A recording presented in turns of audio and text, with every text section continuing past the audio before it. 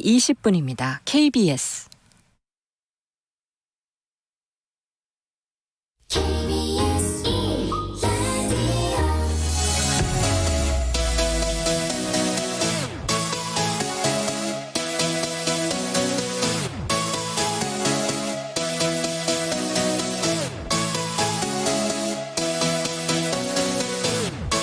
KBS 열린 토론.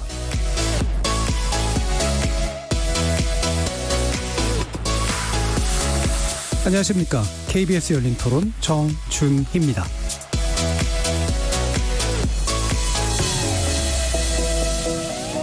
KBS 열린 토론, 오늘은 좋은 언론, 나쁜 언론, 이상한 언론으로 여러분을 만납니다.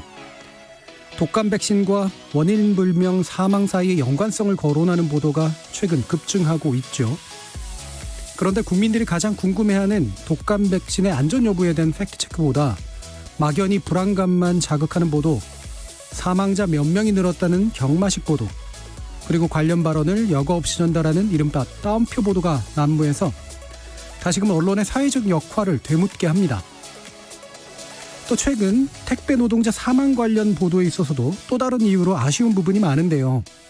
올해 과로사로 추정되는 택배 노동자 사망자가 무려 13명인데 국민적 관심에 비해 보도량은 또 턱없이 적은 데다가 내용에 있어서도 안타까운 사례 위주로만 소개될 뿐 택배 노동의 구조적인 문제점과 대책을 모색하는 내용의 보도는 상대적으로 크게 부족합니다. 오늘 논논논에서는 백신과 택배 노동자 사망 관련 언론 보도 실태, 문제점 자세히 조명해 보겠고요. 언론인권센터가 주최한 남북 평화를 위한 저널리즘의 방향 포럼에서 상반기 북한 관련 언론 보도를 모니터링한 결과를 발표한 것을 놓고요. 우리 언론의 갈등 저널리즘이 남북 관계에 악영향을 미쳤다는 평가에 대해서 이어지는 2부에서 자세히 살펴보겠습니다. KBS 열린 토론은 여러분이 주인공입니다. 문자로 참여하실 분은 샵 9730으로 의견 남겨주십시오. 단문은 50원, 장문은 100원에 정보 이용료가 붙습니다. KBS 모바일 콩, 트위터 계정 KBS 오픈, 그리고 유튜브를 통해서도 무료로 참여하실 수 있습니다. 시민 논객 여러분의 뜨거운 참여 기다리겠습니다. KBS 열린 토론 지금부터 출발합니다. 살아있습니다. 토론이 살아있습니다. 살아있는 토론, KBS 열린 토론. 토론은 라디오가 진짜입니다. 진짜 토론, KBS 열린 토론.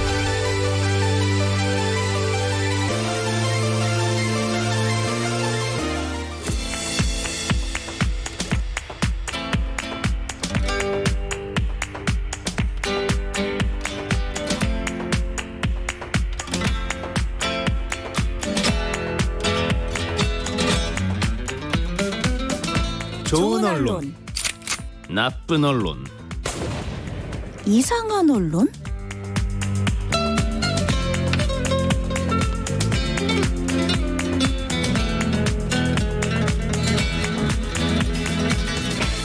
오늘 함께해 주실 세 분의 저널리즘 전문가 소개하겠습니다.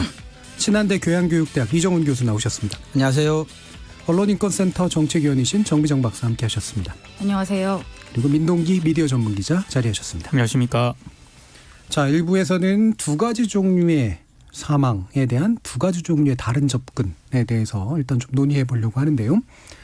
첫 번째는 이제 독감 백신 관련된 것이고, 뭐 연달아서 코로나19 백신 관련된 보도도 한번 살펴보겠습니다.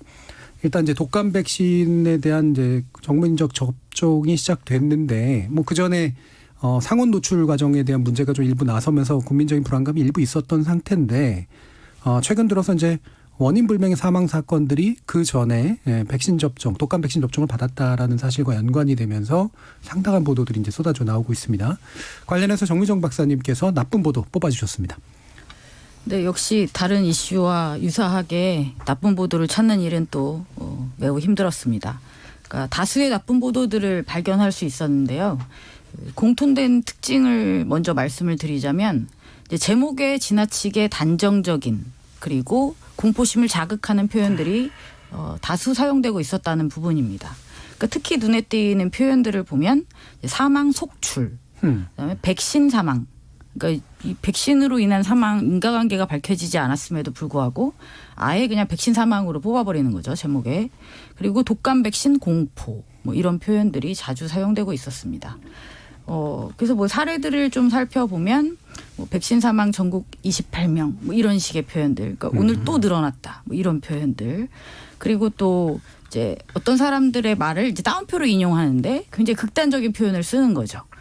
최근에 보도됐던 그러니까 오늘자 세계일보 보도를 보면 이런 제목이 있습니다.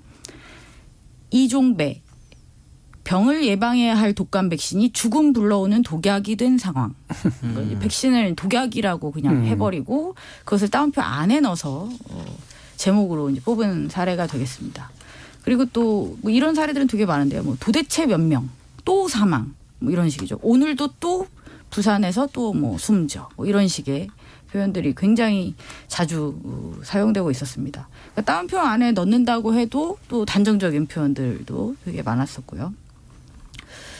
제가 가져온 나쁜 보도는 역시 오늘자 보도입니다. 머니투데이에 독감 백신 사망 플러스 코로나 확산. 이제 작은 따옴표 트윈 공포 몰려온다.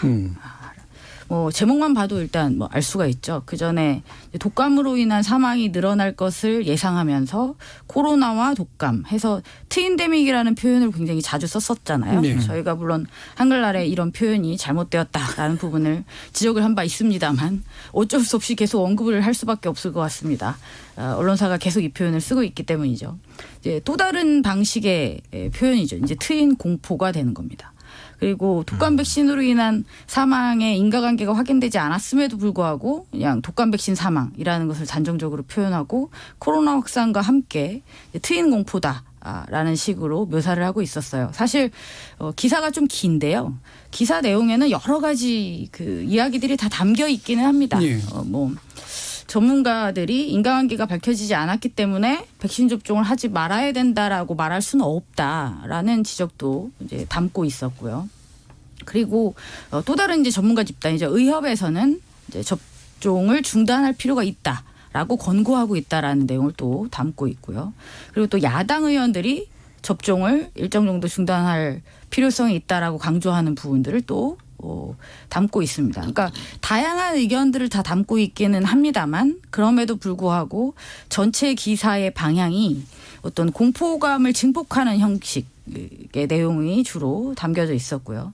특히 이제 제목으로 인해서 더더욱 이 공포감을 부각시키는 방향으로 되고 있음을 알 수 있었습니다. 예. 그러니까 트윈데믹을 활용한 못된 말 만들기죠. 트윈 공포.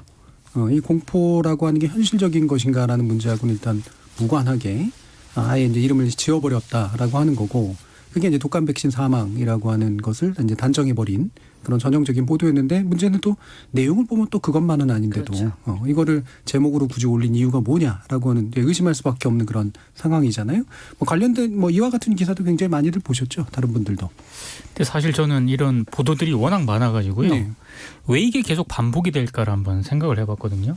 저 나름대로는 이 불나방 저널리즘이라고 이름을 붙였는데 이게 왜냐하면 어떤 사건이 터지면 거기에 굉장히 언론들이 막 달려들어요. 그러니까 건물 화재 사건이 많이 발생을 하면 건물 화재 전국에 있는 건물의 화재 사건, 뭐 화재 사건 보도가 굉장히 많이 등장을 하고요.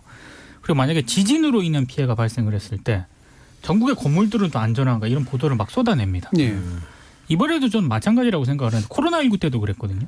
근데 이번에도 독감 백신에 어떤 문제가 있다라는 그런 이상 징후가 발견이 좀 어느 정도 됐을 때 그 이후에 백신과 사망 사건 사이에 그 순서밖에 없는데 네. 인과관계가 정확하게 밝혀진 게 없는데 이 연관성을 막 그 추정을 하면서 이렇게 보도를 하거든요. 이번에도 굳이 뭐 공포 이런 거를 조장한다라기보다는 사건에 따라서 이 불나방처럼 막 달려드는 언론사의 그런 관행이 그냥 다른 형태로 좀 나타난 게 아닌가 저는 그렇게 보고 있습니다. 예, 불나방 저널리즘의 관행이 뭐 계속 반복되어 오던 거니까 주제만 달리한 네. 그런 형태다라고 보셨네요. 이정훈 교수님.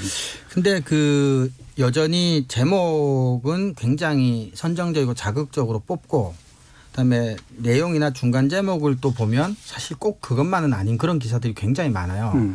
그런 점에서는 우리 그 민 기자님 말씀처럼 일종의 뭐 불나방 저널리즘, 우리 뭐 조국 사태 때도 마찬가지였지만 뭐 사건이 벌어지면 갑자기 몰려들어서 자세히 취재하고 한번 중간에 한번 되돌아보는 시간 없이 마구 달려드는 것도 분명히 문제긴 한데 여전히 제목을 뽑는 과정은 보면은 조금은 좀 부정적인 뭐 이런 부분도 좀 있는 것 같아요. 그래서 너무 국민의 건강과 직접적으로 관련된 이런 문제조차도 지나치게 감정을 자극해서 이렇게 클릭을 유발하려는 것 의심이 되는 이런 제목들은 좀 지양해야 되지 않을까 그렇게 생각이 듭니다. 예. 자, 이거 가져오신 정미정 박사님은 왜 이러는 것 같으세요? 저는 일단 이게 저희가 코로나 국면에서 코로나 관련한 보도를 저희가 이야기할 때도 굉장히 유사한 형태가 나타났었잖아요. 네. 그리고 지금도 또 그때 하지 말라는 행동을 다 하고 있죠. 사망자를 세는 거 또 발견되었다. 마치 참 이렇게 말해야 될 것 되는지 모르겠지만 뭔가 이렇게 신나 보이는 어떤 표현들, 뭐 좀 과도한 어떤 과잉된 어떤 표현들의 반복, 막 이런 것들을 보면 실제로 이런 보도의 목적이 국민들에게 정확한 정보를 제공해서 어떤 대비를 할 수 있도록 그렇죠? 이렇게 만드는 게 되게 중요한 국면인데 그러한 목적은 거의 없는 것처럼 보입니다. 오히려 저는 유독 더 이 공포감을 자극하는 식의 표현들이 더 많이 사용된다고 보고요.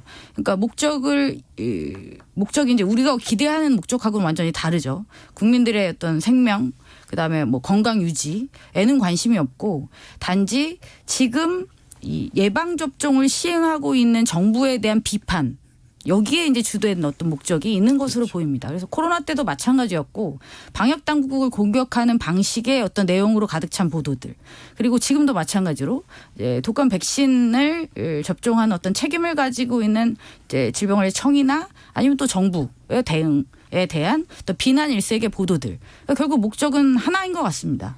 그러니까 정부의 어떤 대응을 비난하고 비판하는데 완전히 각을 맞춘 보도들이 많다. 뭐 그렇게 볼 수 있을 것 같아요. 근데 언론학 교과서에 보면 이제 공포는 돈이 된다, 뭐 이런 표현이 있거든요. 그러니까 사실은 또 이런 거는 마치 이제 국민들의 건강이라고 하는 뭐 공익에 기하는 것 같은 느낌도 드니까 이렇게 공포감을 마구 자극을 하면 그래서 공포심에 빠진 시민들은 관련된 기사를 계속해서 찾고 클릭하게 되거든요. 그러니까 언론 입장에서는 정부에 대한 비판도 물론 있겠지만 이게 상당히 그러니까 그 제대로 된 좋은 기사를 쓰기 위해서 그렇게 해서 클릭을 유도하기 위해서 드는 품이나 시간이나 노력에 비해서 이런 류의 기사들은 사실 쉽게 만들 수 있으면서도 돈이 되는 이런 기사들이거든요. 그래서 이게 정말로 일말에 시민들에게 뭔가 도움이 된다면 또 이해해 줄 부분이 부분적으로도 있겠지만 어쨌거나 지나친 공포와 불안에 빠져서 독감 백신을 맞지 않았을 때 독감 백신을 맞는 것보다 시민들에게 피해가 훨씬 크다는 게 전문가들의 의견이잖아요. 그러니까 결국은 시민들에게도 그렇게까지 실질적으로는 도움이 안 되고 오히려 손해만 되고 스스로의 어떤 그런 수익에만 몰두해 있는 게 아닌가. 그런 점에서는 상당히 나쁜 보도다. 뭐 이런 생각이 듭니다. 근데 이게 문제점을 그럼 기자들이나 언론사들이 모르느냐? 저는 다 알고 있다고 모르진 생각하거든요. 않겠죠. 그렇죠. 그러니까 이게 계속 반복적으로 이게 행태가 계속되는 것 중에 하나가 코로나19 때도 워낙 그 언론 보도를 가지고 비판을 많이 받다 보니까 기자들이 지난 4월입니다. 그 감염병 보도 준칙을 만들었어요. 그때. 근데 뭐라고 했냐면은 가장 맨 윗칸에 실려 있는 그 문구가 추측성 기사나 과장된 기사는 국민들에게 혼란을 야기한다는 점을 명심하고 감염병을 퇴치하고 피해 확산을 막는데 언론인들도 다 함께 노력한다. 이 부분이 되어 있거든요. 그렇죠. 그러니까 문제가 발생할 때마다 이런 걸 만들어서 이렇게 잘 지키겠다, 실천을 하겠다라고 얘기를 하는데 근데 비슷한 상황이 벌어지면 전혀 안 지켜지고 있다라고 하는 거고요. 그때 이걸 만들면서 기자들이 언론 그 흔히 말하는 어떤 실다짐이라든가 이런 걸 뭐라고 얘기를 했냐면은 선진 언론으로 나아가자는 초석이 되자는 마음으로 재정 작업에 임했다라고 얘기를 했습니다. 근데 그냥 일대뿐이라는 거죠.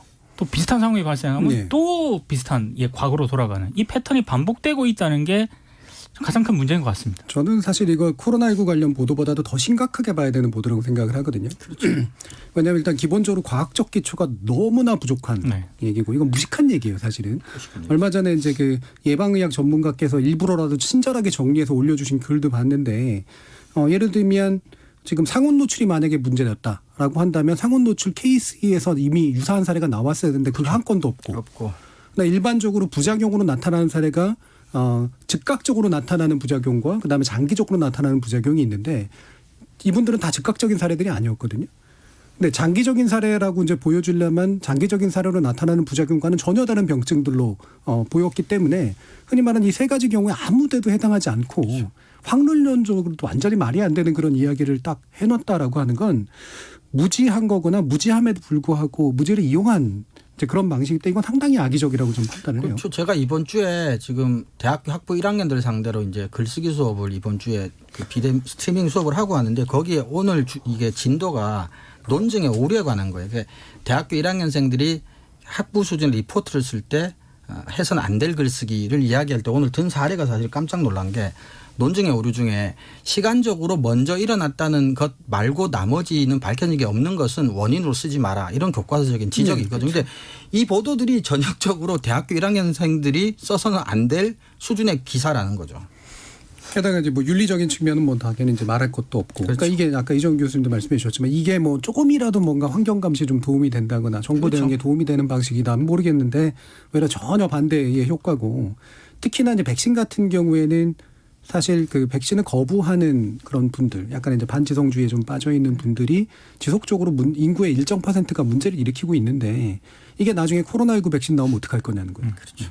그리고 그렇기 때문에 백신에 대해서는 개발하고 접종에 이르기까지 이 과학자 공동체가 엄격하고 엄밀한 그런 과정을 이미 수십 년간 해와서 그 세팅해 놓은 그런 어떤 기준이라는 게 있는 건데 그걸 완전히 무시하는 이런 식의 행동들을 한다라고 하는 거는 좌절하게 될 수밖에 없는 그런 문제고 이후로도 더 심각한 문제를 당연히 낳겠죠. 게다가 이제 뭐 예.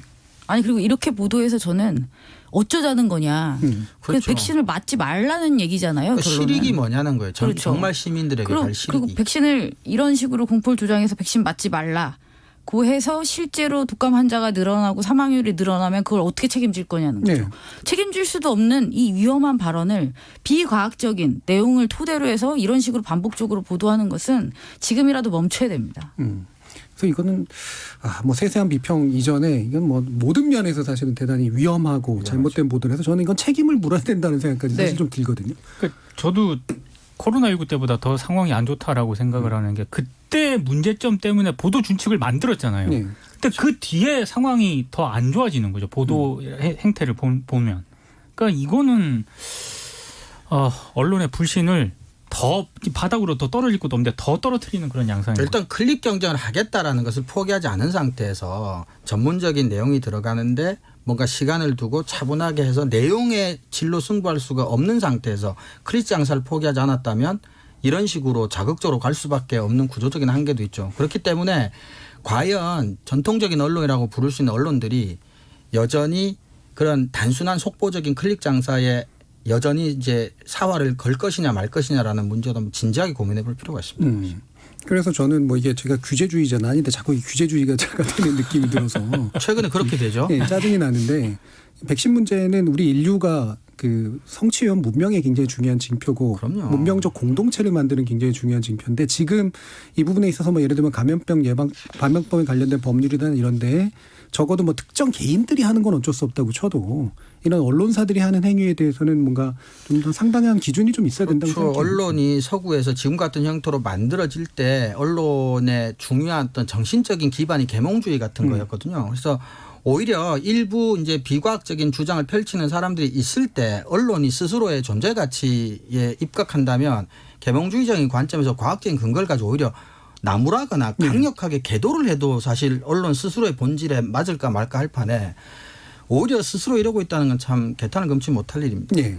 자, 이상한 보도 민노기 기자님이 고르셨는데요. 저는 뭐 몇몇 언론이 관련 내용을 보도를 했는데요. 서민 단국대 의대 교수가 네.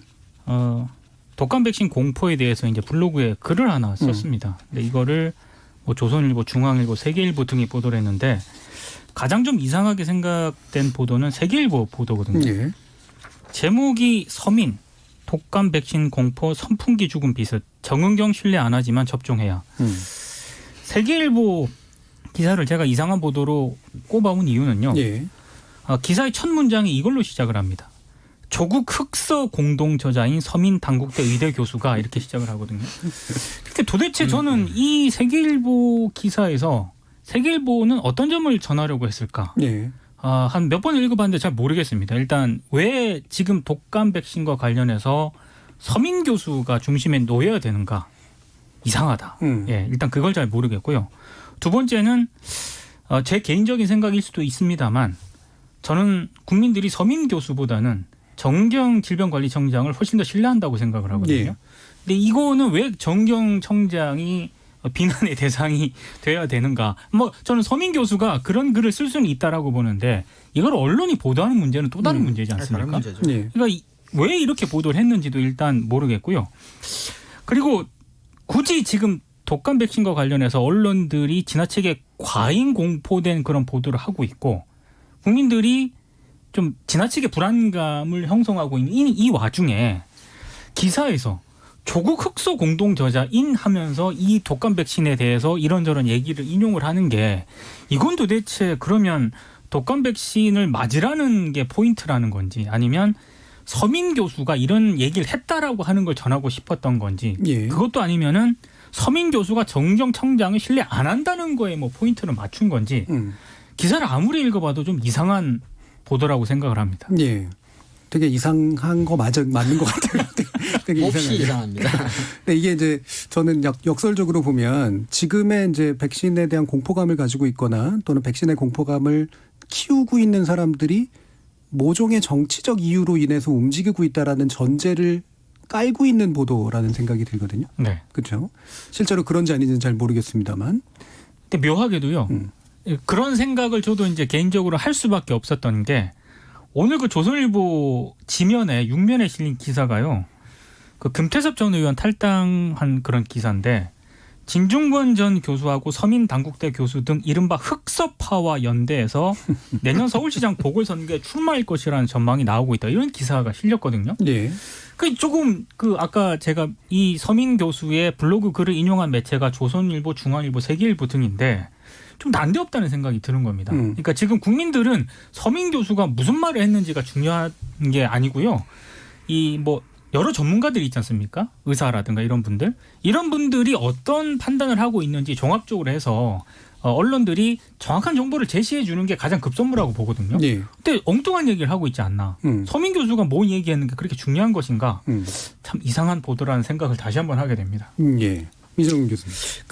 이게 일종의 새로운 안 좋은 패턴 같은 게 만들어지는 것 같아요. 진중권 전 교수 이후로 무언가 누군가가 사적인 공간에서 한 이야기를 가지고 기사를 쓰는 게 기사 하나 짧은 시간에 쉽게 품안들이고 만들 수도 있고 만약에 그 포함된 내용이 내가 하고 싶었지만 차마 언론인으로서 할 수 없는 얘기라면 따옴표로 해서 나는 빠지고 내가 의도한 목적은 달성할 수 있는 그런 것의 일환인 것 같아요. 그래서 우리가 이상하다고 생각하는 것만큼 이 기사를 작성한 기자나 언론사에서는 이상하다 이상하지 않다는 생각조차도 안 했을 가능성도 있어요. 기사 하나 막았다. 뭐 이런 정도로 생각했을 수도 있지 않을까 싶기도 해요. 사실. 저는 약간의 그 잘난 척하는 듯한 느낌도 읽히거든요. 뭐냐면 나는 과학자다. 근데 정치적인 이유로 과학을 위배하진 않는다. 기자가 아니라 서민 교수가. 그렇죠. 네, 그렇죠, 그렇죠. 예. 그리고 그거를 이제 기자가 또 이제 비슷한 맥락에서 이제 가져온 거죠. 그러면 이게 만약에 정기능을 가지려면 이때 얘기해야 되는 게 아니라 예를 들면 과거에 광화문 집회 있을 때 나는 정치적으로는 당신들과 비슷한 입장이지만 집회가 감염병의 확산에 되게 중요한 이유가 되는 건 과학적으로 맞기 때문에 현 정부는 반대하더라도 집회는 하지 말라고 얘기한다. 이러면 저는 과학적으로 그렇죠. 의미 있는 말이라고 생각이 들어요. 근데 왜 지금 백신 관련해서 이런 얘기는 하는가? 왜 백신이 정치적으로 지금 나뉘어진 국면이 아닌데도 불구하고 뭐 이런 부분도 좀 의심이 되네요. 정미정 박사님. 정말 이러지 말았으면 좋겠습니다. 진짜 정말 할 말이 없습니다. 진짜. 근데 이런 것 같아요. 이제 그나마 조금 해석을 좋게 하자면 서민 교수가 어쨌거나 뭐 의학을 전공하는 학자로서 백신과 관련된 일련의 보도가 분명히 잘못된 거라는 생각은 있고 그래서 이제 백신에 대해서 긍정적인 얘기를 학자 입장에서만 하자니 자기가 지금까지 해온 정치적인 어떤 이념적인 이런 여러 가지 활동에서는 조금 마음에 안 드니 맞자고는 해야 되겠으나 뭐 여러 가지 이제 뭐 앞에 토가 달리는 거죠. 정은경 뭐 청장은 마음에 들진 않지만 그래도 맞아야 된다는 형태 정도인 예. 것 같아요. 예. 예. 근데 이거를 말씀하셨지만 이제 기자가 이걸 굳이 기사로 써서 특히 그 관련한 어떤 정부 기관의 장인 정은경을 신뢰한다 안 한다라는 말까지 언급을 하면 제목만 보면 사실은 백신 자체가 굉장히 신뢰할 수 없는 것인 것처럼 느껴질 가능성이 되게 많거든요. 그래서 제목 뽑은 것도 조금 문제는 굉장히 많다고 생각합니다. 사실 저는 이 기사를 이상한 보도를 막 찾을 때요. 검색을 막 해서 찾거든요. 예. 쭉 검색을 해서 뭐라고 검색하셨어요? 그러니까 뭐 여러 가지 한번 쳐봅니다. 키워드로 막 검색을 했는데 이거를 좀 어렵게 찾았습니다.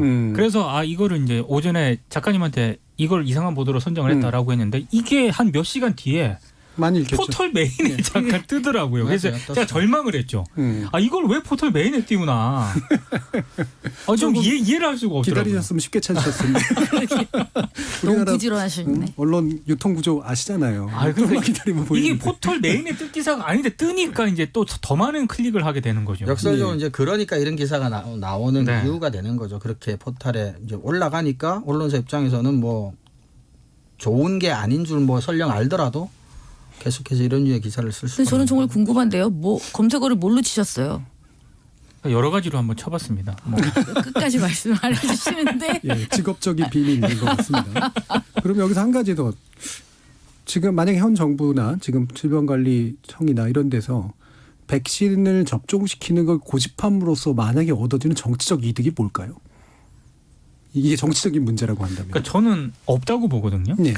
그러니까 진짜 어떤 인터넷 기사 제목인데 고집이라는 단어를 진짜 썼습니다. 근데 이건 고집이 아니고 그 질병관리청뿐만 아니라 많은 전문가들이 이 백신 맞아야 된다라고 지금 얘기를 하고 있잖아요. 예, 예. 그럼 그거는 전문가들 의견을 들으면 저는 언론들이 좀 판단을 해야 될 그 문제라고 생각을 하는데 고집이라는 단어를 쓰고 네. 방금 말씀하신 것처럼 이렇게 지금 국민들이 불안을 하고 있는데도 맞으라고 하는 거 아니겠습니까? 연관성이 입증 안 됐기 때문에. 그러니까 오히려 더 비난을 받았으면 받았지 정치적으로 이득을 얻는 건 전혀 없거든요. 그렇죠. 근데 언론들의 먹잇감이 된다는 측면에서 아니 정치적으로 이득을 얻죠. 여당과 정부를 공격한다는 측면에서 아니, 현 현 정부나 정부가 얻는 현 정부 방역 당국, 정부가 현 전혀 정부나 없습니다, 방역 전혀. 당국이. 현 정부가 얻는 거. 저는 사실 그 정 교수님 질문을 딱 보고 순간적으로 약간 사고가 정지된 게 이제 이런 거예요. 너무나 당연한 걸 왜 당연하냐고 물으면 대답할 수가 없거든요. 예. 1+1이 2인 이유를 대라.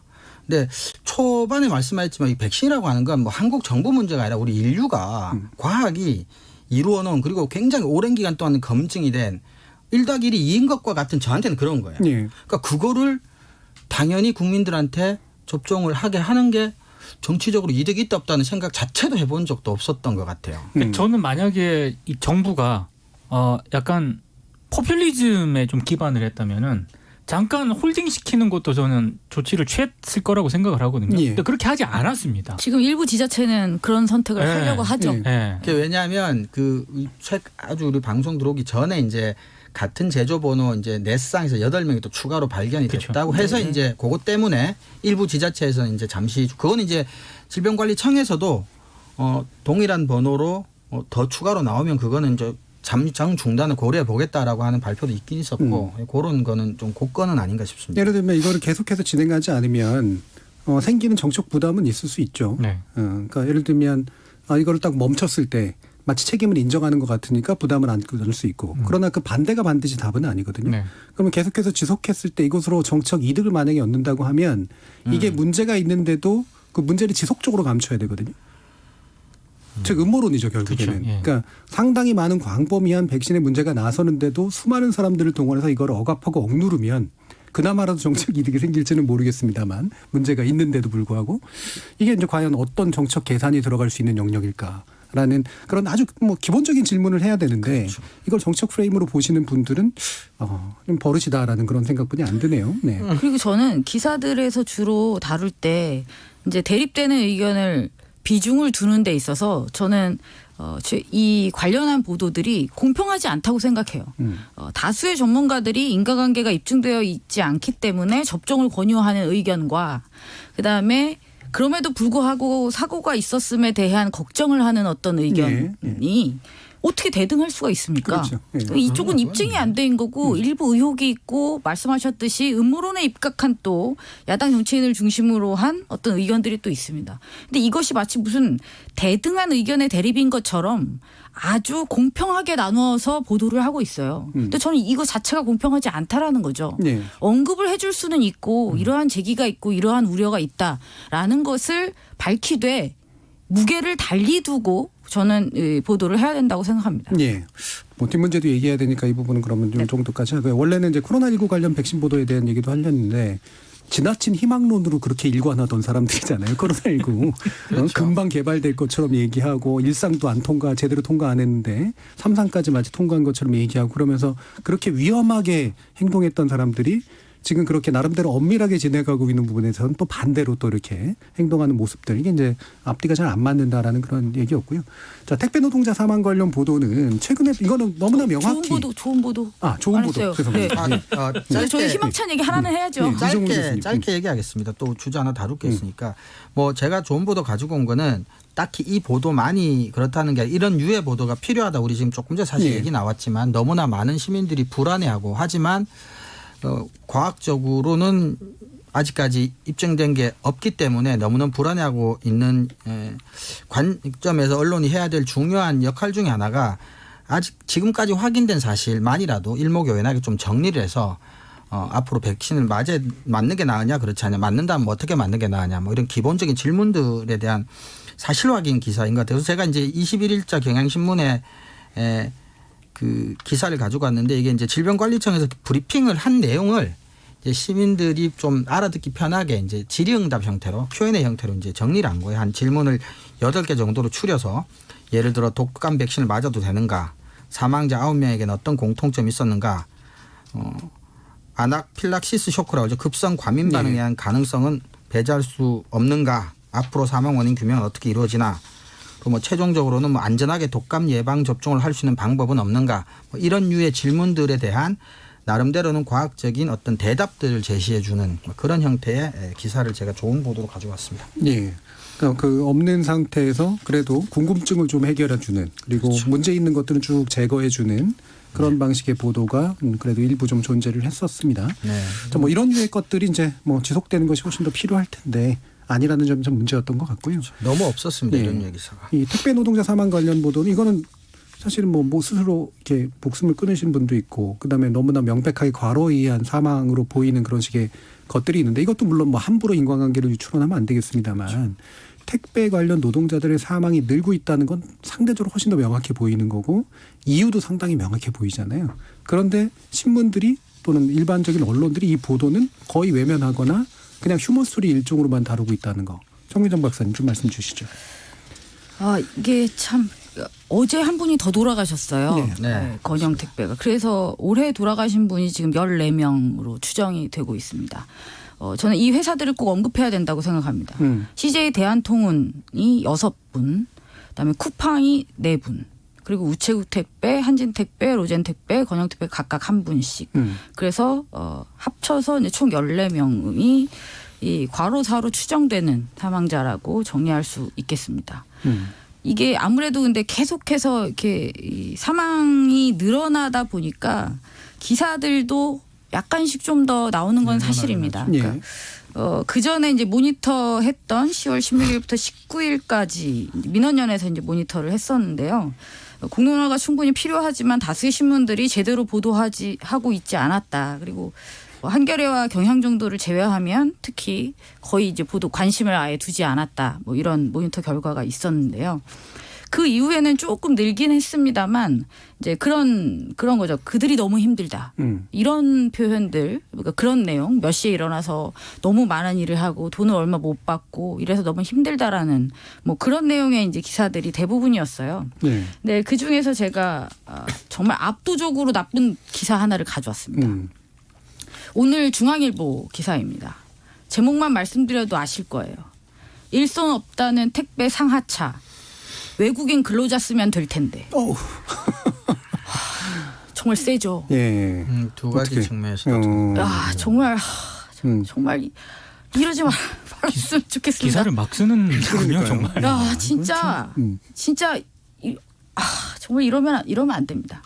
그럼 이제 내용은 이제 기사가 굉장히 깁니다. 이 기사의 내용은 그렇습니다. 상하차 작업에 시간당 알바비가 11,000원인데 많다는 거죠. 최저임금보다 2,000원이나 많은데 택배 회사들은 알바비를 올려서라도 사람 구하고 싶다. 네, 사람이 없다. 택배 회사들은 속이 탄다. 그렇기 때문에 규제를 풀어달라는 거예요. 요점은. 규제를 풀어서 외국인 근로자를 활용할 수 있게 해줘라. 예. 그리고 내국인 일자리 뺏는 것도 아닌데 언제까지 이렇게 할 거냐. 그러면서 다른 산업 얘기도 또 끌고 들어와서 우리나라가 너무 규제가 많아서 기업을 옥죄고 있다. 그러면서 전문가 인터뷰, 서울대 모 교수의 인터뷰를 합니다.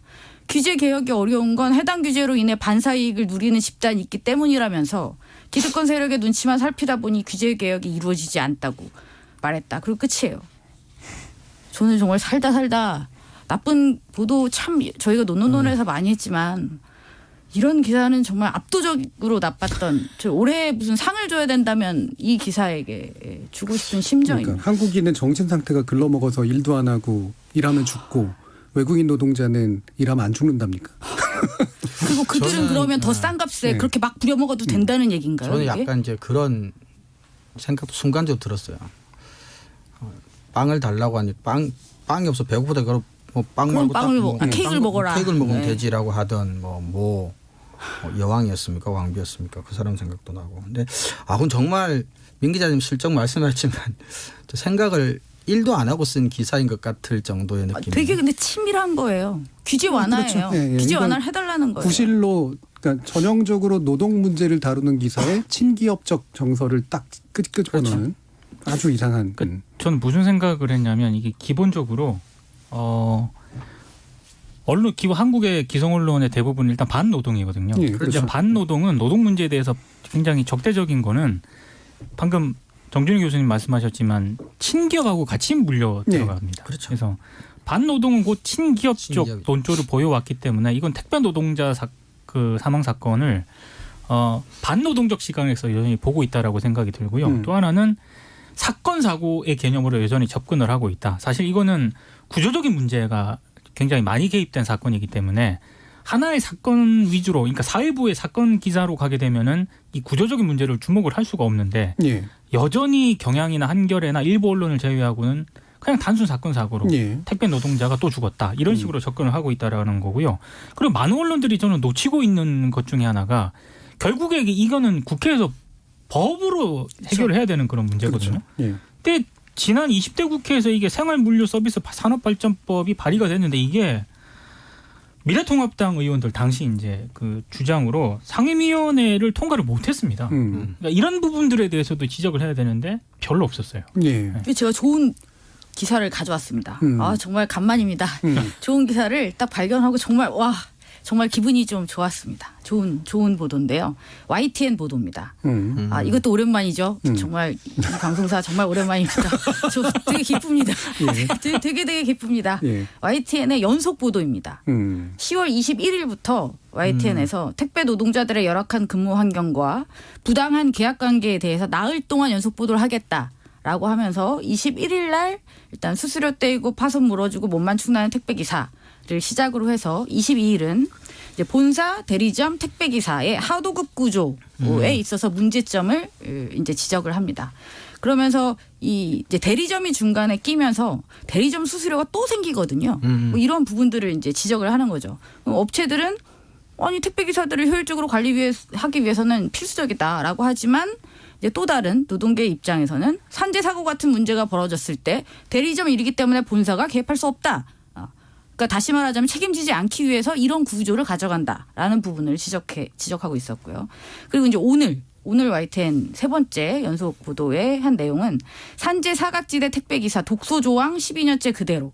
그래서 결국 산업재해 모험에 가입하지 않은 택배기사가 대부분일 수밖에 없는 이유. 그다음에 그렇다면 이 법을 어떤 식으로 산재보험 의무화법 개정을 2013년부터 추진했지만 계속 무산됐다. 왜? 당연히 기업의 부담이 커지니까 기업들이 계속 반발을 한 거죠. 그렇다면 이번에는 어떻게 해야 될 것인가까지 지금 나왔습니다. 아직 한 번의 보도가 더 남긴 했지만 간만에 또 발견했던 좋은 기사였던 것 같습니다. 일반 뉴스 아울렛에서 한 건가요? 아니면 성격상 약간 특집성이라서 예. 그 안에 이제 YTN 보도 안에서도 또 여러 가지 또 경향들이 있기 때문에 예. 보도국이냐 보도 제작국이냐 그렇죠. 조금 예. 다릅니다. 예. 예. 보도 제작의 그 어떤 느낌이 물씬 나는 그런 느낌이죠. 정말 반가웠습니다. 근데 이게 사실은 그 택배 노동자분들의 이런 사망이라고 하는 게 우리가 지금 코로나 국면을 견디는 과정에서 우리 온 사회가 사실은 일정 정도 이제 빚을 지고 있는 상황이잖아요. 그리고 예. 코로나 상황이 단기간에 극복될 가능성은 상당히 낮다고 봤을 때 이런 그 참 슬픈 사망이나 이런 사고들이 앞으로도 구조적인 근본적인 문제를 해결하지 않는다면 증가하거나 반복될 가능성이 많고 또 그런 점에서는 정말 그 뭐 입법부터 시작해서 좀 구조적인 문제를 반드시 해결을 좀 해야 될 필요가 그런 점에서 또 더 특별히 강하게 있지 않나 그런 생각도 좀 있습니다. 예. 그럼 일부 정리하면서 마지막 민동기 기자님, 우리나라 언론 반노동적 기조 근본적인 어떤 토대는 뭐라고 보세요? 그 반대편을 보시면 됩니다. 친기업이기 때문에 그리고 노동계 쪽은 가난합니다. 예. 예. 돈이 안 신문사나 되죠. 예. 언론사 입장에서 주수입원으로 들어올 수 없는 그런 대상이거든요. 근데 기업 쪽은 언론사의 주요 수입원이면서 사실 지금 경영이 날로 악화가 되는 이 상황에서 기업과는 친해질 수밖에 없는 상황이지 않습니까? 그러니까 반노동일 수밖에 없는 구조고요. 이 구조를 바꾸려는 어떤 그런 개혁 작업이 없는 한 기성 언론의 상당수 반노동적인 그런 보도 태도는 예. 좀 바뀔 가능성이 좀 저는 낮다고 보고 있습니다. 예. 짧게 한 말씀만 보태면 이제 이게 광고주로서의 기업에 대한 어떤 인식이 강하고요. 그다음에 우리나라 언론인들 또는 이제 언론사들이 그러니까 정치 권력, 자본 권력과 함께 스스로를 한국 언론의 어떤 지배 엘리트 그룹의 일환이라고 생각하는 그렇죠. 자각 예. 이런 부분도 저는 굉장히 크다고 상류 생각합니다. 지향성이 굉장히 네, 강하죠. 그래서 뭐 꼭 광고주 이런 게 아니더라도 기본적으로 노동자들을 바라본 시각 자체가 엘리트로서 바라보는 이런 시각 같은 게 좀 저는 있지 않나 평상시 때 그런 생각을 좀 했었습니다. 예. 이게 어제 CJ 대한통운에서 택배 대책을 내놨어요. 이제 사과도 하고 예. 뭐 그 상하차 이쪽 분류 작업하는데 3,000명인가요? 몇천 명을 일단 4,000명. 예, 증원하기로 4,000명인가요? 네. 예. 증원하기로 하고 했는데 이제 중요한 건 전 언론이 지속적으로 이걸 계속 감시하지 않으면 그럼요. 실제로 그렇게 하는지 안 하는지 우리는 또 알 수 없다는 거죠. 그러면 더 죽지 않으면 또 안 할 것 같은 그렇다고 죽기를 바랄 수는 없잖아요. 예. 그래서 저는 언론이 최소한 일부 언론이라도 지금 YTN 저는 앞으로 좀 더 기대를 좀 걸어보려고 합니다. 좀 예. 지속적인 보도가 필요할 것 같습니다. 최근 택배 노동자 연예인 사망에서 제가 이거를 휴먼 스토리로 다루는 거에 대해 불편해했던 느낌도 바로 그런 거예요. 그러니까 이거를 다뤄주는 건 그나마라도 고마운 일인데 이거는 지속적으로 다루지 않으면 그리고 사실 문제가 복잡하잖아요. 법 하나 해결한다고 문제가 해결되는 게 아니라 사실 택배 산업 자체의 문제, 그다음에 소비자들의 인식 문제 뭐 여러 가지가 결합된 거기 때문에 이 부분은 그냥 대충 건드리고 지나갈 생각으로 해서는 안 될 것 같다라는 그런 느낌이 듭니다. 자, 지금까지 1부 동안 토론해 봤는데요. 그동안 또 청취자들이 보내주신 의견 들어보고 가겠습니다. 김상희 문자 캐스터. 네, 지금까지 청취자 여러분이 보내주신 문자들 소개합니다. 먼저 콩아이디 5754님. 요즘 언론은 공공의 적인 것 같습니다. 불안감과 분열을 조장하는 기사들을 너무 많이 쏟아내고 있어요. 우후죽순 생겨난 언론사들이 경쟁적으로 자극적인 제목을 달아서 국민들을 불안하게 하고 있습니다. 언론 개혁 시급합니다. 유튜브 청취자 원희님. 코로나 때문에 만성 질병 가진 어르신들도 백신을 많이 맞아서 사망자가 늘어난 거 아닐까요? 기저질환에 초점을 맞춘 기획보도 필요해 보입니다. 콩아이디 0369님. 백신 관련 보도들 대부분은 주식과 연결돼 있습니다. 수혜를 받는 종목들이 있게 마련이죠. 이어서 콩아이디 4582님. 백신 접종 어느 장단에 춤을 춰야 하나요?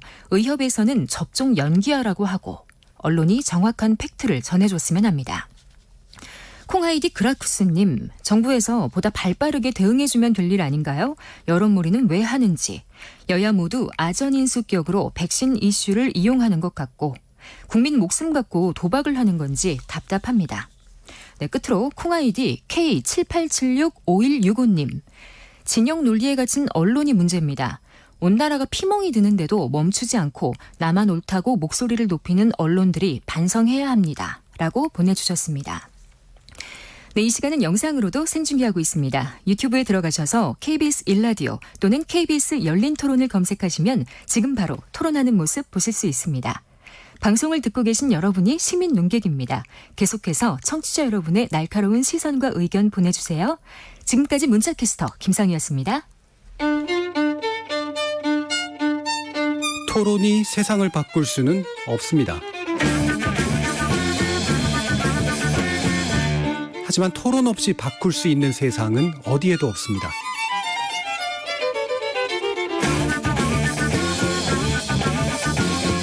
세상의 선한 변화를 갈망하는 당신. 정답이 아니라 질문의 힘을 믿는 당신. 우리 KBS 열린 토론에서 만납시다.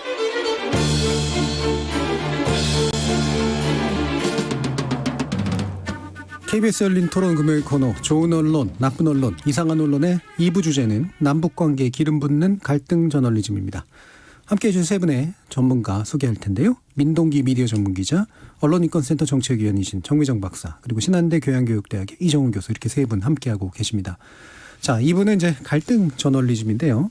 이 반대가 이제 평화 저널리즘으로 보통 언론학에서 많이 얘기를 합니다만, 이 남북 관계에 또 초점을 맞춰서 이제 얘기를 좀 할 텐데, 뭐 안 그래도 최근에 또 여러 가지 문제들이 있었으니까요. 일단은 이제 계기가 된 건 언론인권센터가 주최한 남북 평화를 위한 저널리즘의 방향 포럼에서 발표된 내용들이에요. 이러다 보니까 언론인권센터하고 모종의 관계가 있는 건가라는 생각을 하신 분들도 있을 것 같아서 정민정 박사님 그게 잘 모르셨던 것 같은데 이 영상 그렇죠? 예, 언론인권센터에서 사실 관련된 전문가들 많이 모시고 좋은 주제를 가지고 좀 했는데 이 모니터링 결과 그냥 옮기는 게 아니라 이걸 계기로 이제 우리도 함께 갈등 저널리즘에 대한 비평을 해봤으면 좋겠어요. 이정 교수님께서 그럼 모니터링 결과 중에 신년사 연관된 대통령 신년사 연관된 것들을 좀 봐주셨다고요? 네, 그 어린이 역계동무라는 민간단체 김수정 연구위원이 방금 말씀하신 남북 평화를 위한 저널리즘의 방향 포럼에서 이제 발제를 해주셨는데 그 발제에서 이제 관련된 언론 모니터링한 결과 문 대통령 신년사의 경우 SBS는 이제 제목이 이제 북 정면 돌파 강조, 핵개발 재개 공식화. 그리고 문 대통령 신년사에 침묵하는 북한, 대남 비난은 계속. 채널A 같은 경우는 제목이 중재자 강조하다 면박당한 청. 북 짝사랑이 부른 참사. TV조선 같은 경우는 북 대대적 주민 골기대회. 신년 첫 대남 비방 입방아 그만 찌어라 등의 제목으로 보도를 했다고 합니다. 그래서 특히 이제 김 연구위원 이야기는 이제 이런 보도들이 이 프레임도 갈등 프레임도 문제지만 이제 뭐 끼어들지 말라거나 입방아 그만 찌어라거나 이런 등의 이제 자극적인 어휘를 계속 사용해서 이제 감정적인 측면을 계속 자극하고 있다. 그리고 문재인 정부의 대북 정책은 이제 북한에 대한 짝사랑이다. 그리고 그런 짝사랑이 부른 참사다. 이런 식의 표현 프레임을 사용하고 있어서 남북 관계 갈등을 지나치게 이제 조장하고 강조하고 있다는 점에서 문제가 많다 이런 지적을 이제 했습니다. 예. 자, 그러면 우리 이제 한번 기억을 더듬어 보면 이 신년에 사실 좀 상황이 안 좋긴 했어요. 그렇죠. 북한이 이제 굉장히 뭔가 그 대남 관계에 대한 전환을 마치 예고하는 듯한 막 그 김정은 위원장이 막 백마 타고 다니고 이런 상황도 있었고 그다음에 상당히 좀 압박하는 그런 양상이 있었기 때문에 문 대통령의 신년사가 북한에서 곧바로 좋은 반응이 나오진 않았던 조건이었던 거는 맞는 것 같거든요. 대신 이제 이런 식의 보도들이 갈등 조장형이다라고 말할 때 어떤 측면들이 또 되게 중요하다고 보세요? 민동규 기자님. 저는 이게 언론들이 갈등을 지향한다거나 갈등을 유발하는 그 가장 큰 이유는 자사 이기주의 때문이라고 생각을 하거든요. 그러니까 기본적으로 굉장히 한국의 기성 언론들은 정파적입니다. 본인들은 부인을 하고 있지만 남북 관계의 보수 신문들은 굉장히 적대적이고요. 그러면 이런 어떤 그런 평화를 지향하는 어떤 그런 대통령의 발언이 나왔을 때 이거를 그대로 보도를 하게 되면은 자신들의 독자층이라든가 네. 보수 신문의 어떤 그런 지지를 보내는 독자들한테는 이게 반하는 그런 저는 행태라고 보거든요. 그러니까 굉장히 삐딱하게 보는 거죠. 남북 관계에 부정적일 뿐만 아니라 그런 어떤 평화 메시지에 굉장히 부정적일 수밖에 없는 그런 상황인 거고요. 이런 식의 어떤 태도가 저는 기본적으로 남북 관계, 노사 관계, 사회 뭐 정치 보도, 사회 보도 모든 문제에서 다 전 적용이 된다라고 생각을 하거든요. 예. 특히 이거 남북 관계 같은 경우에는 더 상황이 심각하게 저는 나타난 거라고 일단 보고 있습니다. 근데 저는 이런 그 정파적인 것이 사실은 언론이 공영방송 같은 특수한 형식이 아니라면 특히 신문 같은 경우에 어떤 일관된 이념적인 어떤 원칙을 가지고 그것에 기반한 어떤 뭐 정파성이라고 하면은 저는 사실은 그래도 조금 덜 문제가 된다고 생각하는데 저는 우리나라 언론이 보이는 그 정파성의 대상이 이념이 아니라 어떤 특정 집단이거나 특정 어떤 정파적인 그룹이라고 보는 거예요. 예를 들면 만약에 통일이나 북한과 관련돼서 일관된 목소리를 낸다면 그게 설령 이제 뭐 적대적이라고 하더라도 그래도 이해를 할 부분이 있는데 뭐 멀리 가지 않더라도 박근혜 대통령이 집권한 시기에는 통일 대박을 찬양하던 언론이었고요. 근데 이번에 와서는 또 이제 뭐 이런 식으로 보도를 한다면 똑같은 언론이 그 언론이 가지고 있는 통일에 대한 생각이나 북한에 대한 생각이 일관되다고 보기는 힘들잖아요. 네. 바뀐 건 어떤 이제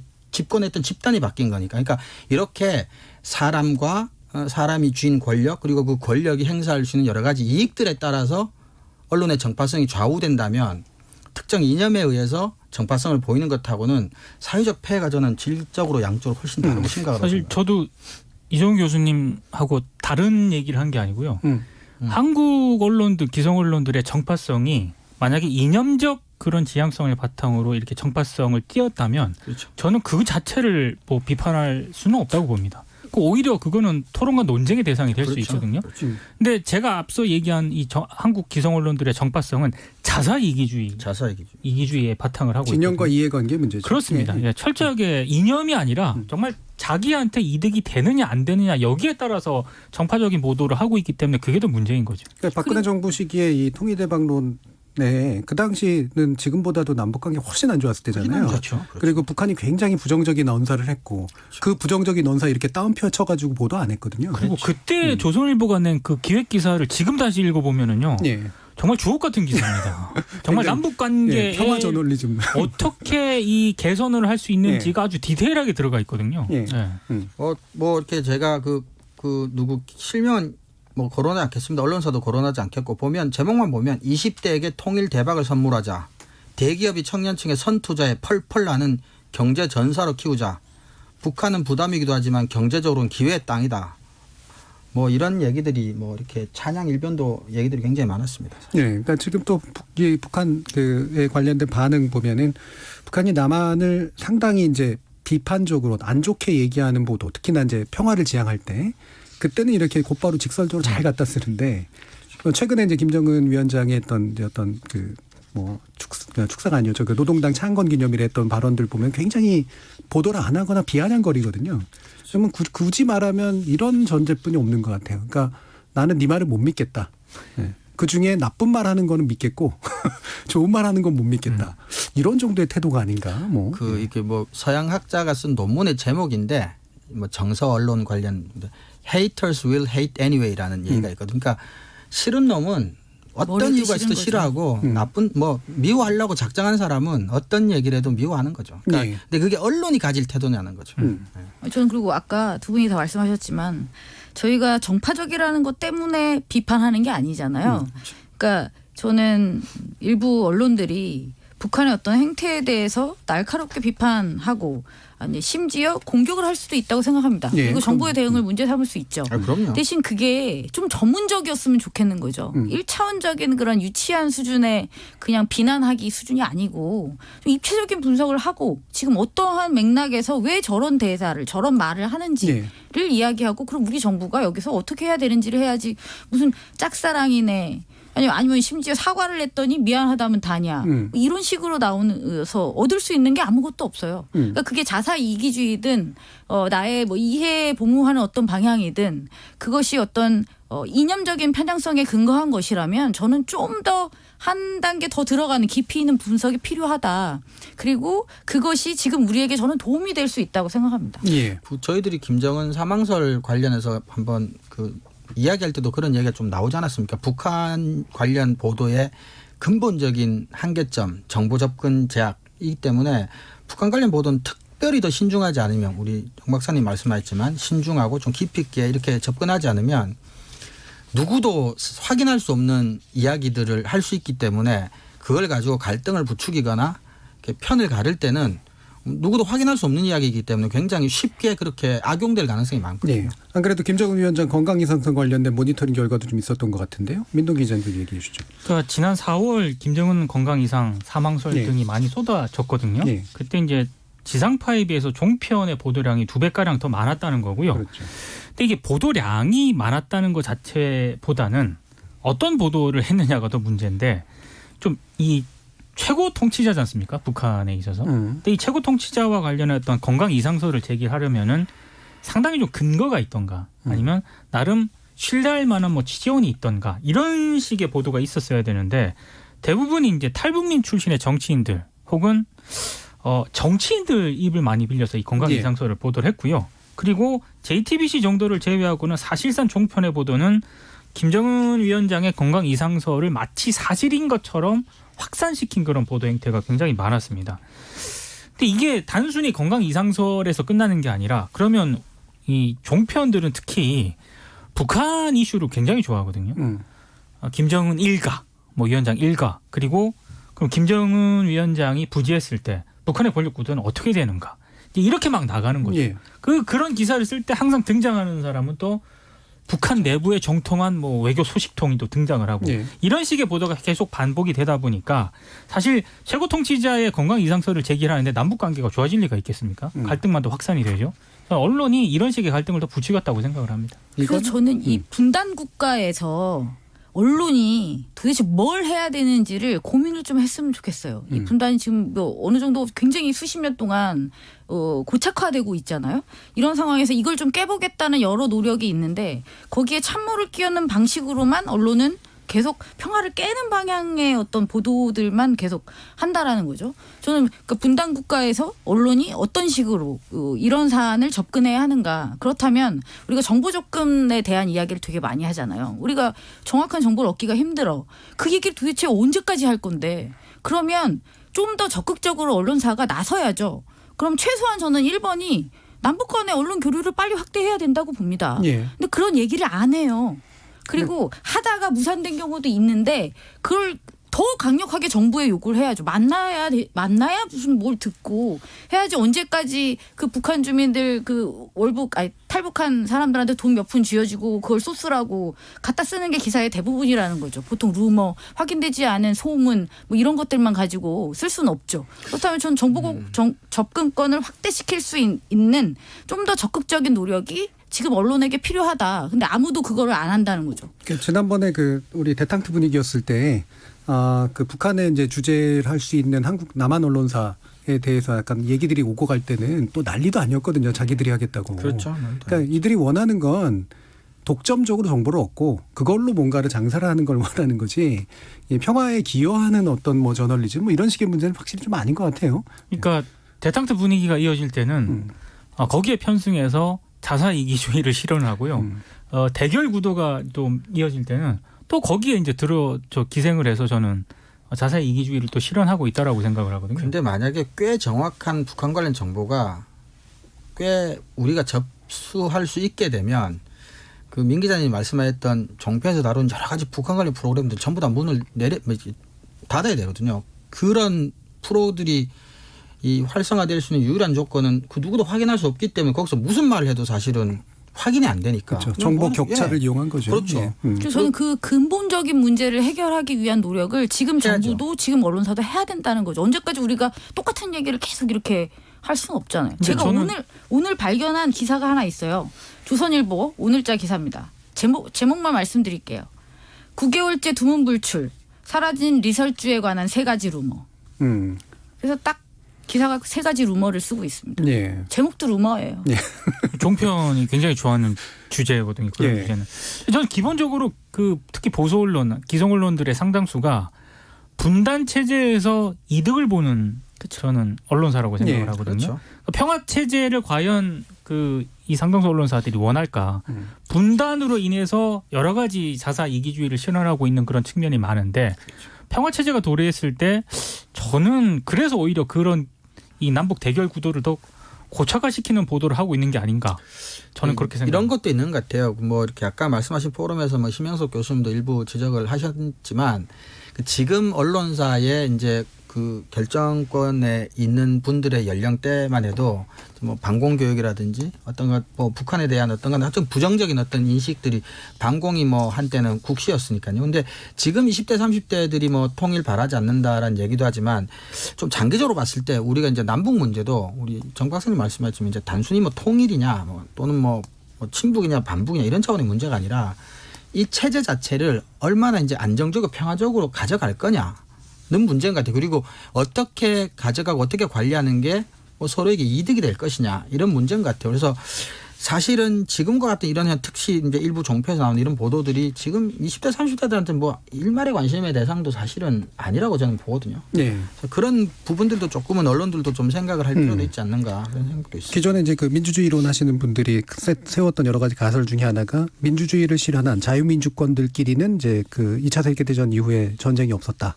그래서 민주주의나 자유민주를 정착하는 게 전쟁을 예방하는 게 최선이다라는 게 이제 정설이었는데 실제로 이 부분이 약간 이념적인 부분이라 그거보다 더 확고하게 정설로서 요즘은 받아들여지는 건 무역과 교역이 많을수록 전쟁이 방지된다는 거예요.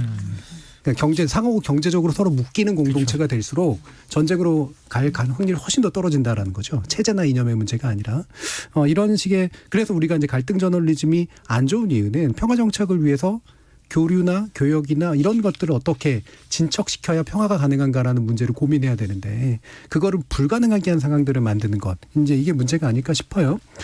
그래서 관련해서 또 몇 가지 좀 짚어볼게요. 일단은 월북 문제 또는 월북으로 의심되는 그런 사건에서 이제 피살이 일어난 문제 이런 것에 관련된 것들인데 정의정 박사님 좀 얘기해 주시죠. 지난 7월에 이제 탈북민이었는데 다시 월북했던 예. 사건이 한동안 좀 시끄러웠었죠. 근데 관련한 보도들은 굉장히 그때 단편적이었어요. 그러니까 탈북자였는데 이제 범죄 혐의를 받고 그다음에 다시 월북을 했는데 군이 전혀 눈치채지도 못했다.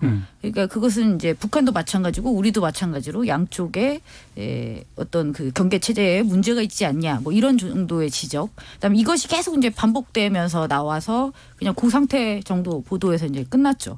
근데 그때 일부 신문 사설에 그래도 그런 이야기가 언급되긴 했었습니다.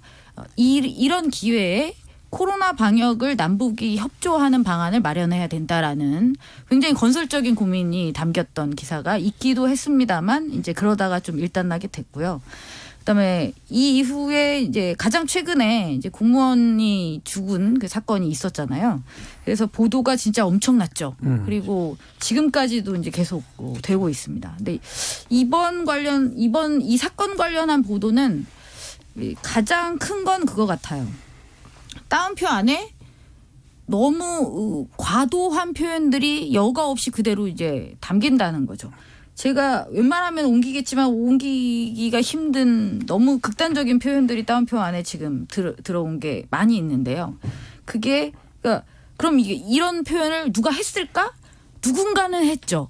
인터넷 커뮤니티에 있는 누군가의 말을 그대로 가져와서 이제 제목으로 뽑아버리는 겁니다. 그럼 그 북한에 대해서 너무 이제 비굴하다는 그런 어떤 얘기를 하는 거예요. 정부를 이제 비판하는 내용을 담는 거죠.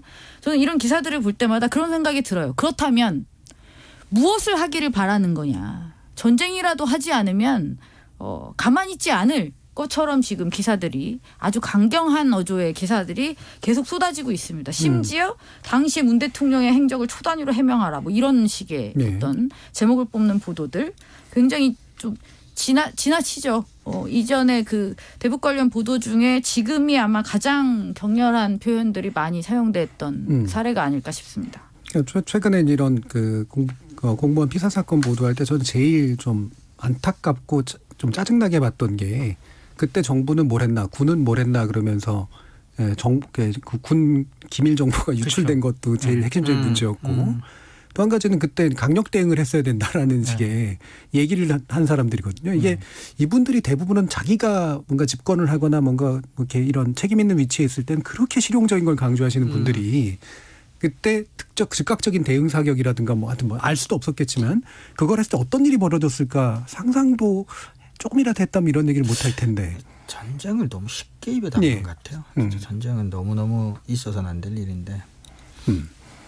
자, 그러면 이런 왜곡된 언론 보도들 남북 관계에 악영향을 미쳤다라고 뭐 당연히 평가를 할 텐데 이런 갈등 유발형 저널리즘 아까 민동기 기자님도 말씀 주셨지만 언론의 가장 기본적인 또 본성이기도 하지만 특히나 한국 언론이 이제 사역 추구형 언론이기 때문에 생기는 갈등에 기생하고 갈등으로부터 이제 자신의 이해관계를 충족시키는 어떤 본질 때문에 또 나오는 문제이긴 하잖아요. 네. 이 반대로 평화 저널리즘이다라고 얘기했을 때 또 사실은 되게 나이브하고 약간은 감상적으로 비춰지는 면도 좀 있는 것 같은데 못 해봐서 그런 걸까요? 뭐 어떨까요? 그러니까 노동 문제 아까 일부에서 얘기를 했잖아요. 이 기성 언론들이 노조를 때리는 이유가 저는 이 노조를 때림으로써 이 기업한테 어필하는 그런 효과가 있지 않습니까? 그 왜 어필을 할까? 자기의 이득이 되기 때문입니다. 그러니까 남북 관계에서도 마찬가지라고 저는 생각을 하거든요. 평화를 얘기를 했을 때 자신들의 어떤 독자층이 그걸 원하지 않는다는 걸 너무나도 잘 아는 그런 기성 언론들이거든요. 그러다 보니까 어떤 그런 더 선정적인 어떤 정파성 보도를 해야 그게 결국에는 자신한테 이득으로 돌아오기 때문에 그걸 더 증폭시키는 쪽으로 좀 보도를 하는 게 아닌가. 예. 그러니까 독자에게 좀 더 충실하다. 그렇죠. 저는 예. 더 선정적인 어떤 그런 보도를 앞으로 할 가능성이 더 높다고 봅니다. 근데 진짜 그 독자가 그렇게 많을까요? 그렇게 클까? 진짜 전쟁을 바랄까요? 그 비중이 정말 얼마나 높을까? 이것도 전 사실 의심스러운 면이 좀 살펴봐야 있어요. 될 것 같고 네. 저는 특정 언론사의 어떤 얻을 수 있다는 식의 계산된 어떤 이익이 국민과 국가의 이익에 반할 때 그 언론은 그럼 없어져야 된다고 봅니다. 그러면 그럼 많을 것 같은데요. 이정은 교수님. 근데 이제 꼭 이제 남북한 관련해서 이제 갈등 평화도 그렇지만 기본적으로 이제 일반적으로 이제 갈등이라고 하는 게 언론한테는 사실 굉장히 그 중요한 우리가 뉴스 가치이기도 하잖아요. 그러니까 여기서 말하는 뉴스 가치라는 게 뭐 가치가 있다 없다가 아니라 그러니까 뉴스가 될 만한 일은 갈등이 없고 조용하기보다는 뭔가 갈등이 있고 시끄럽고 사고가 생기고 우리가 흔히 말하는 개가 사람 물었냐 사람이 개를 물었냐고 할 때 그러니까 그래서 갈등이라고 하는 건 언론한테는 일정 정도는 좀 숙명적인 부분이 그렇죠. 분명히 이제 있다고는 보는데 근데 그 갈등이라고 하는 게 이제 뭐 드라마도 사실은 갈등의 핵심이라고는 하지만 언론의 갈등과 드라마의 갈등은 좀 달라야 된다고 보거든요. 언론은 픽션에 기반해서 갈등을 만들거나 부추기거나 하는 건 좀 문제라고 봅니다. 근데 서로 생각이 다른 뭐 언론이 사실에 기반해서 뭐 논쟁을 벌이고 토론하는 과정에서 자연스럽게 이제 어느 정도 생겨나는 갈등 같은 것들은 크게 문제는 안 된다고 오히려 다원주의에 기하는 바도 저는 있다고 보는데 우리나라 언론들이 이제 갈등을 자꾸 만들고 부추긴다는 점에 문제가 있는 것 같아요. 그러니까 꼭 북한 문제는 아니지만 제가 평상시 때 가장 우리나라 언론에 쓰고 있는 문장 중에 가장 부정적으로 생각하는 문장 중에 하나가 흔히 이제 말미에 논란이 예상된다라는 식으로 기사가 마무리되는 경우가 되게 많아요. 논란을 예상하는 게 아니라 만드는 거죠 사실이죠. 예. 그 기사가 나가는 순간 이제 없던 논란도 이제 생기고 그때부터 논란이 됩니다 사실.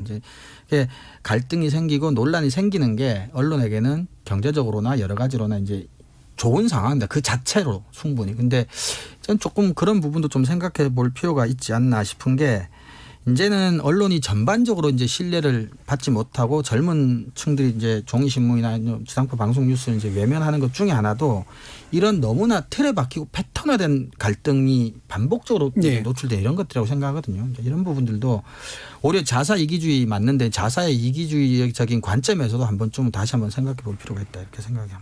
예, KBS 열린 토론 언론에 관련된 논의라는 금요일 코너 순서는 이것으로 그럼 모두 마무리하겠습니다. 오늘 토론 함께해 주신 신한대 교양교육대학 이정훈 교수, 언론인권센터 정책위원이신 정미정 박사, 그리고 민동기 미디어 전문기자 세 분 모두 수고하셨습니다. 감사합니다. 감사합니다. 참여해 주신 시민논객 여러분들께도 감사하다는 말씀 전합니다. 생방송 놓치신 분들을 위해 나중에 팟캐스트 준비되어 있고요. 매일 새벽 1시에 재방송도 됩니다. 저는 다음 주 월요일 저녁 7시 20분에 다시 찾아뵙겠습니다. 지금까지 KBS 열린 토론 정준이었습니다.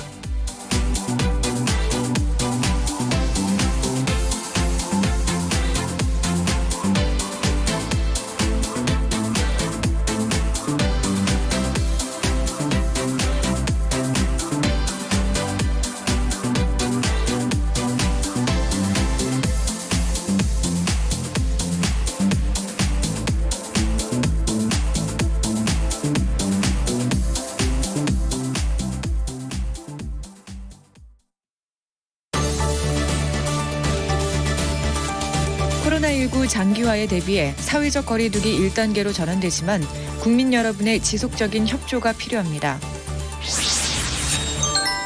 방문 판매 시설에 대한 집합 금지는 계속되고 위험도가 높은 다중이용시설이나 대중교통, 집회 등에서는 의무적으로 마스크를